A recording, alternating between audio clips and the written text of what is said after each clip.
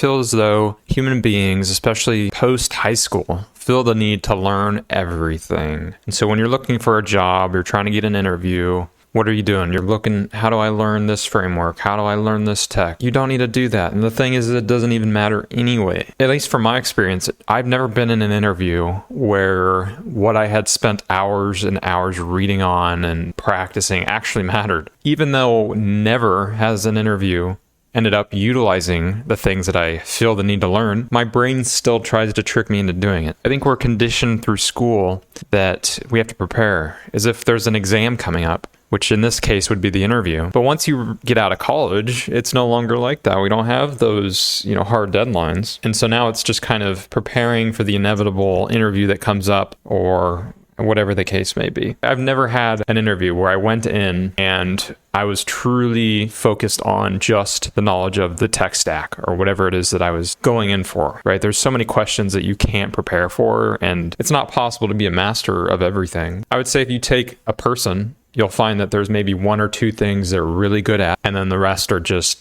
base level knowledge. And that's okay. That's the thing. That is okay, because that's how humans work. That's how LLMs work. I hate to, bridge that connection there, but an LLM is trained on a lot of stuff.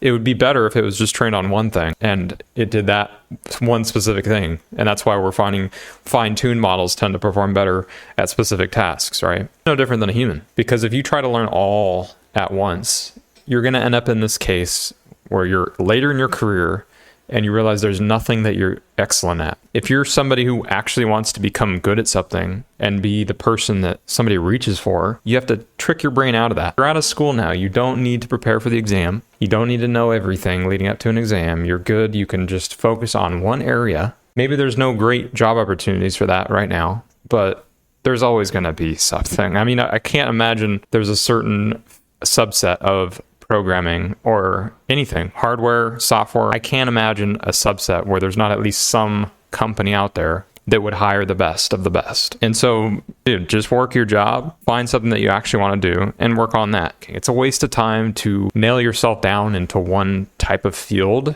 just because there's opportunities there, and eventually become the master of it instead of the freaking jack of all trades that you always end up as, because you just spend all these time trying to hammer around knowledge, watch YouTube tutorials on how to do something. It's never going to work. No, you can't do that. You need to pick some part of it that you're interested in. So for me, I would say that as far as kernel goes, I enjoy the scheduling part.